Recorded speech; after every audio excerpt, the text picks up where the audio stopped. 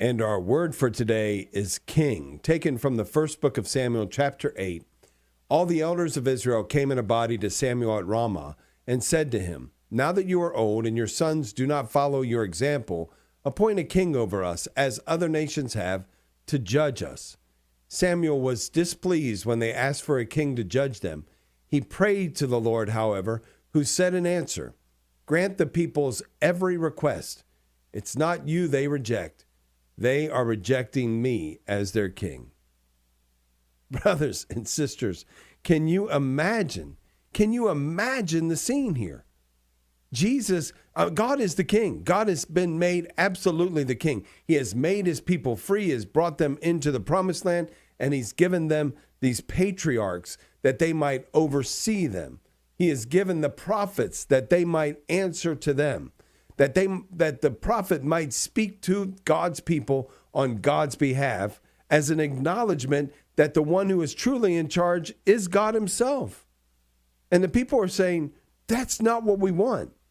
We look at our neighbors and we see that they have a king over them.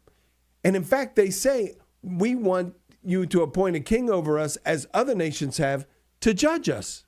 They want the king to judge us. And God points out rightly, look, the one they're rejecting as king is not you. They're not asking for a king because they're rejecting you. They're asking for a king because they reject me. And then he has the prophet Samuel lay out very clearly before the people what is going to be required of them if, in fact, he gives them this king. Samuel delivered the message of the Lord in full to those who are asking for a king. He told them, the rights of the king who will rule you will be as follows. He will take your sons and assign them to his chariots and horses, and they will run before his chariot. He will appoint from among them as commanders of groups of 1,000 and of 100 soldiers. He will set them to do his plowing and his harvest. And he continues on, you will pay tithe, your daughters will serve him. Everything will be about pleasing the king. And then after Samuel had laid all of this out, he asks again, do you really want a king? And the people would not listen to Samuel. They said, there must be a king over us. We too must be like other nations with a king to rule us and to lead us in warfare and fight our battles. So that God gave them what they wanted. He gave them an earthly king.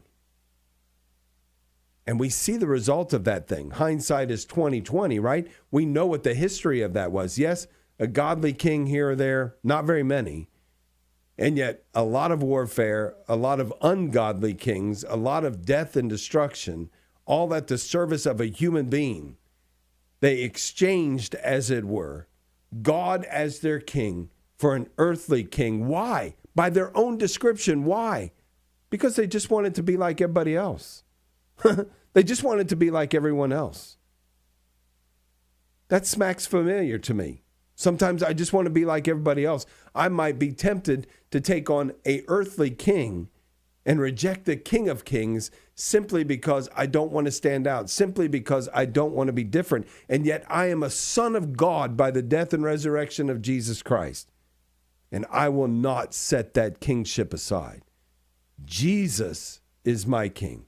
He is my king in every part of my life. Just ask yourself and make sure that he is the king of your life as well, and let us together reject all others who might try to usurp that power for their own designs. Jesus is our king.